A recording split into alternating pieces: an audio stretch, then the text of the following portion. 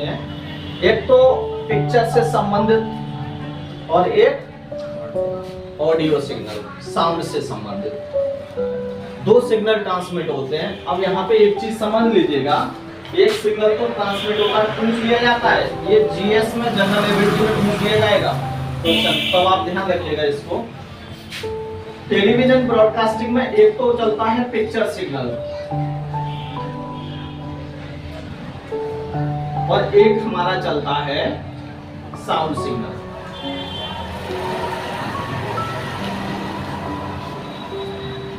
दो चलते हैं, ठीक है ना, पिक्चर सिग्नल और साउंड सिग्नल। पिक्चर सिग्नल जाहिर सी बात है हमें वीडियो दिखाता है और साउंड सिग्नल हमारा ऑडियो सिग्नल है जो हमारी आवाज के लिए भेजा जाता है। अब इनकी फॉर्म कौन कौन सी होती है, किस किस फॉर्म में ये भेजे जाते हैं, ये सबसे बड़ी बात है। हम लोग जब वो इंटरनेट पे विचार करेंगे या नेटवर्किंग पे विचार करेंगे उस समय मॉडेम के बारे में पढ़ेंगे, ये सिग्नल कहाँ से जनरेट हो रहे हैं, कहाँ से पैदा हो रहे हैं, कहाँ से उत्पत्ति हो रही है, वहाँ पे विचार करेंगे मॉडेम के बारे में। अच्छा, पिक्चर सिग्नल ये हमेशा ध्यान रखिएगा एनालॉग सिग्नल होता है। पिक्चर सिग्नल एनालॉग सिग्नल होता है, ठीक है, जबकि साउंड सिग्नल हमारा डिजिटल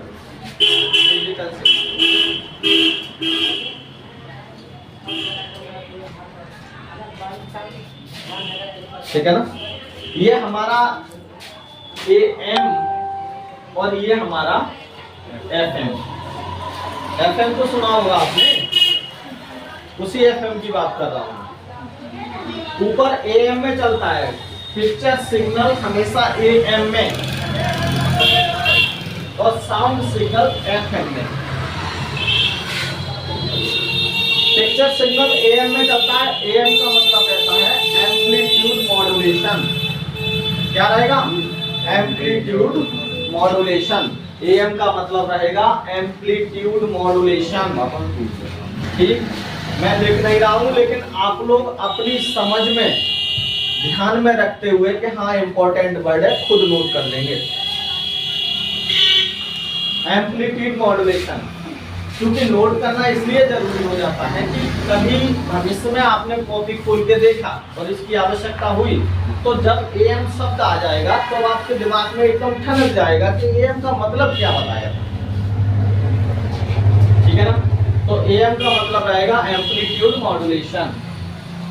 इसके बाद बात आती है साउंड सिग्नल ट्रांसमिशन की। इसका मतलब रहता है फ्रीक्वेंसी मॉड्यूलेशन। फ्रीक्वेंसी मॉड्यूलेशन, ठीक है ना। तो ध्यान रखिएगा, टीवी ब्रॉडकास्ट जब होता है, टीवी ट्रांसमिट होता है तो आप ध्यान रखेंगे पिक्चर हमारा एनालॉग मॉड्यूलेशन चलता है, ठीक, एम्पलीट्यूड मॉड्यूलेशन चलता है, एनालॉग सिग्नल होता है, जबकि साउंड हमारा डिजिटल सिग्नल होता है जो फ्रीक्वेंसी मॉड्यूलेशन में चलता है, ठीक है। इतनी बात मैंने बता दी। हालांकि यहाँ पे रिलेशन केवल डिजिटल का है, उसका रिलेशन नहीं है। अच्छा, अब देखिए यहाँ पे आप समझ लीजिए, डिजिट मीन्स अंक होता है और अंक हमेशा रिलेट करता है कहाँ पे? गणित से जाके, ठीक। और गणित की जो क्रियाएं होती हैं वो कितनी क्रियाएं होती हैं? कितनी क्रियाएं होती हैं?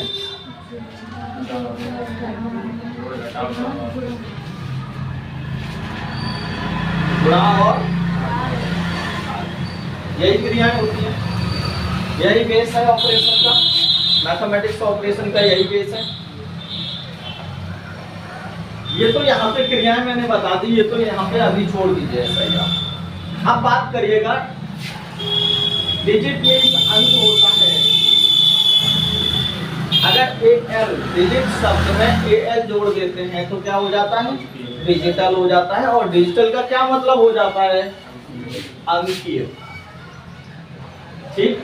तो डिजिटल का मतलब हो जाएगा अंकीय, ठीक है ना।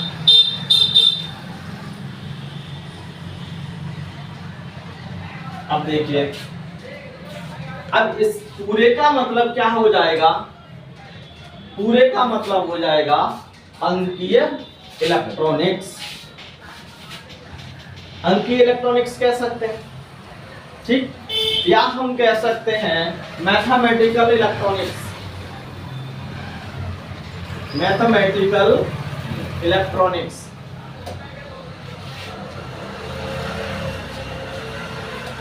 क्योंकि अंक का रिलेशन मैथमेटिक्स से होता है और इलेक्ट्रॉनिक्स इलेक्ट्रॉनिक्स से है, तब हम कह देते हैं मैथमेटिकल इलेक्ट्रॉनिक्स, ठीक है ना। इसको ये भी कह सकते हैं, ध्यान रखिएगा, कभी क्वेश्चन पूछ लेता है कि मैथमेटिकल इलेक्ट्रॉनिक्स से ऐसे बिहेव करता है डिजिटल इलेक्ट्रॉनिक्स की तरह से।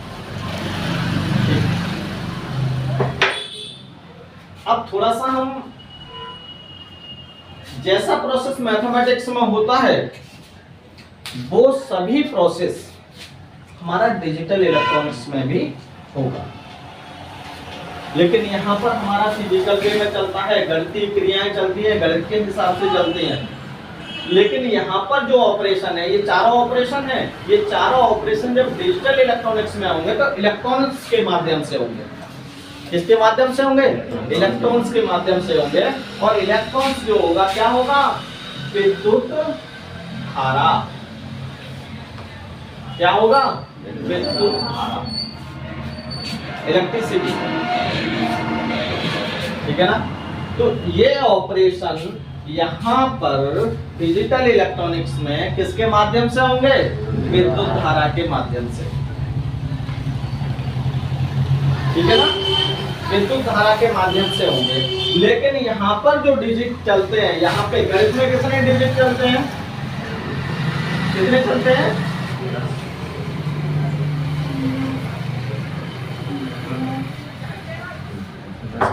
गणित में हमारे कितने डिजिट होते हैं? 0, 1, 2, 3, 4, 5, 6, 7, 8 एंड 9, यही डिजिट चलते हैं।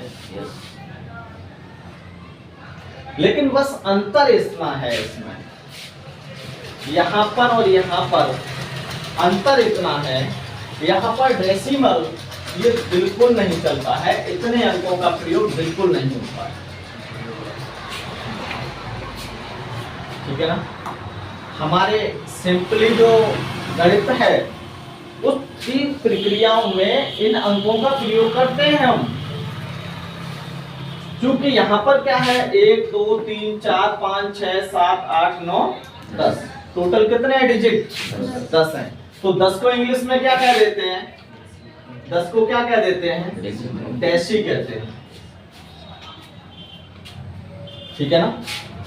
10 को डेसी कह देते हैं या डेसिमल भी कह देते हैं, ठीक है ना। ये ध्यान रखिएगा, डेसी लिखा होता है कहीं पे, कहीं कहीं आपको डेसिमल मिल जाएगा, ठीक है ना। तो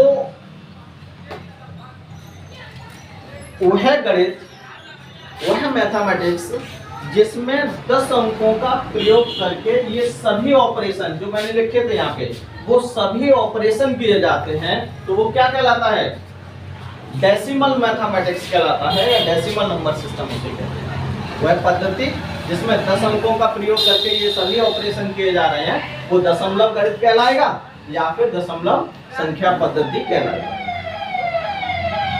ठीक है ना। इतना क्लियर समझ में आ गया?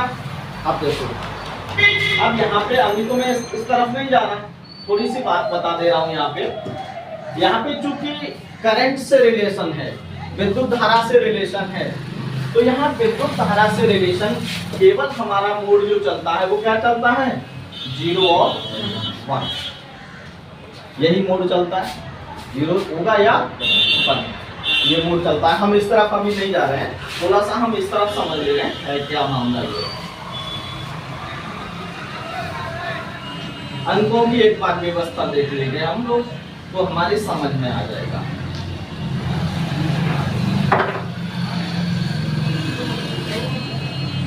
सामान्य रूप से 0 से लेके 9 डिजिट तक हम यूज करते हैं। ये टोटल नंबर ऑफ डिजिट कितने हैं? इससे आगे देखने के लिए चैनल को सब्सक्राइब करें।